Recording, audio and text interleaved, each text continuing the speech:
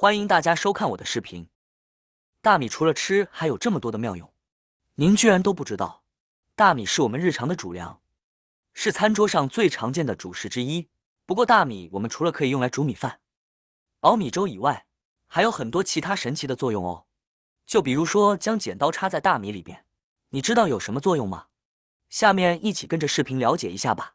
大米的妙用一：保护我们的手机。智能手机已经成为人们日常生活中最常见的工具，可以说是缺之不可。那么手机不小心掉进水里了，该怎么办呢？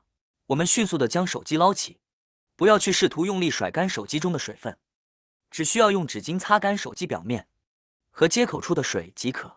如果是掉进河水或者是湖水中，要请专业人士打捞哦，切记不要以身犯险。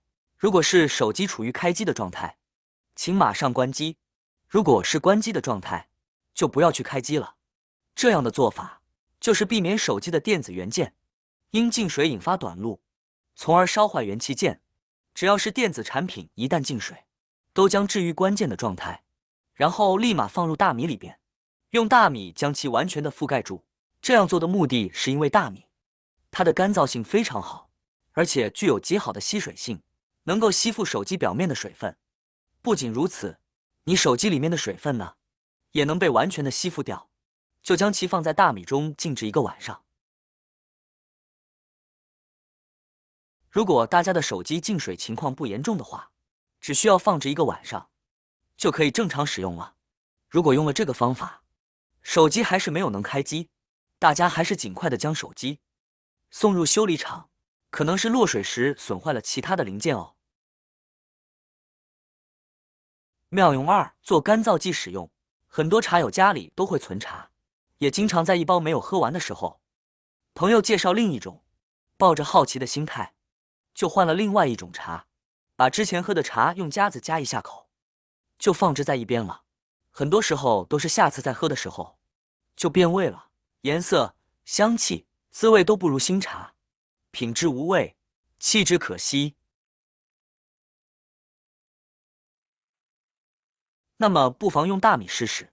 准备1只一次性口罩，我们将口罩的一头剪掉，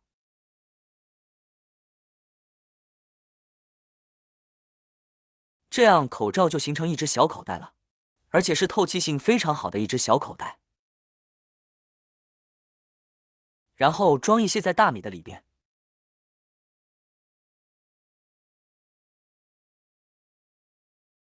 然后用口罩自带的铁丝将其拴起来。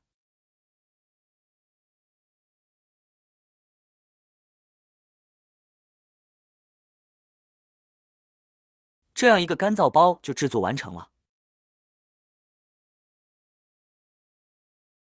我们就可以将它与茶叶装在一起了。因为茶叶这种物品，它是很容易受到湿度的影响的。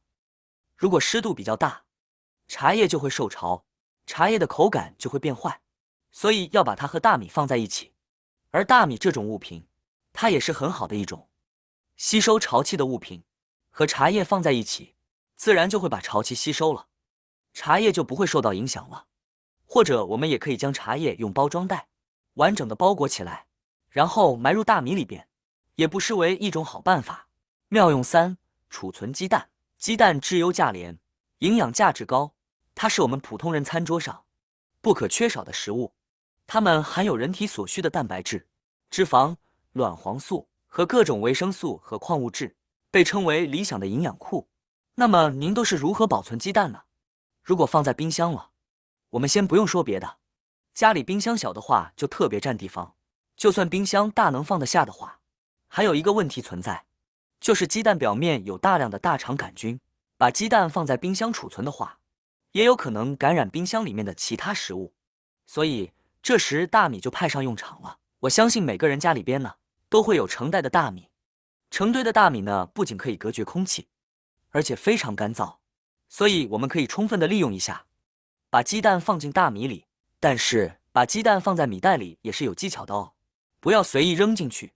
鸡蛋两端的大小是不同的，你应该把鸡蛋的小头朝下，这样就可以使蛋黄上浮，贴在气室下面，才能延长鸡蛋的保存期限，长时间也不会发生散黄有异味的情况。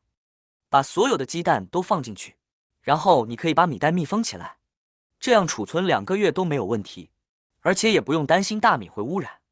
同样，吃大米的时候，把大米多淘洗就可以了，因为大米在一个干燥的环境中，会起到一个很好的保鲜作用，并且它不会破坏食物的口感，还真是一个好办法。您觉得呢？妙用4，我们可以利用大米来储存。铁质的工具，很多人家里面都会有剪刀、菜刀啊，厨房里边使用，沾水是不可避免的。这样的铁质工具，一沾到水就会生锈，生锈了的工具还会影响使用，甚至是不能使用，而且捡食物还会影响到我们自己的健康。这时我们就可以把有铁质的一侧用保鲜膜包起来，然后再插入大米中，剪刀表面呢都被保鲜膜包裹起来了，这样我们在储存的时候就不会污染到大米，大米还是可以正常的使用的。家里所有暂时用不到的工具都可以用这样的方法保存起来，因为大米是天然的干燥剂，它可以有效的防止铁质潮湿，这样把工具放在大米中保存起来就不会生锈了，使用起来呢也更方便一些，也更安全更健康，真的非常管用哦。有需要您可以在家试试。妙用5，清洗杯子。都说人到中年不得已，保温杯里泡枸杞。保温杯方便好用，但是使用了一段时间，里面总是有异味。保温杯的杯口又小又深，手又伸不进去清洗，那么我们不妨用大米来试试。拿一把大米，把大米倒到保温杯里面，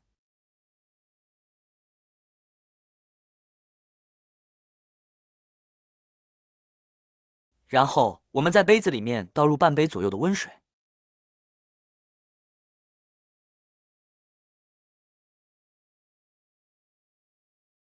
接着我们把盖子盖紧，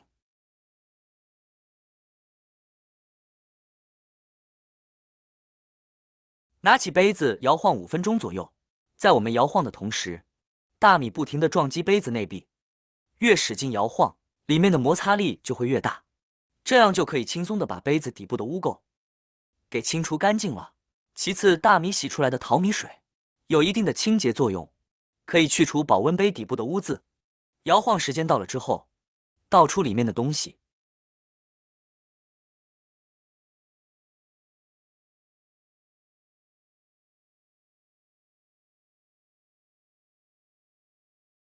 并且用水冲洗一遍。接着我们再来看看杯子里面的清洁效果怎么样。这时我们就可以看到保温杯里面已经变得非常的干净了，这就说明用这个方法来清洁保温杯的内壁，效果还是非常不错的。还有保温杯的杯口是直接跟我们嘴巴接触的地方，所以我们也要记得定期的清洗一遍哦。用这个方法清洗过的保温杯干净如新，而且健康又安全。没想到我们日常食用的大米居然有这么多的妙用吧，真的是后悔知道的太晚了。好啦，今天的视频内容呢就分享完了，喜欢我的视频的朋友们记得点赞转发分享哦，希望可以帮助到更多的朋友。或许你有更多更实用的小技巧，欢迎评论区留言分享哦。点击我的视频头像，还可以观看更多的生活技巧，每天呢都会分享不同的精彩视频，别忘了关注我哟。感谢您的支持，我们下期再见了。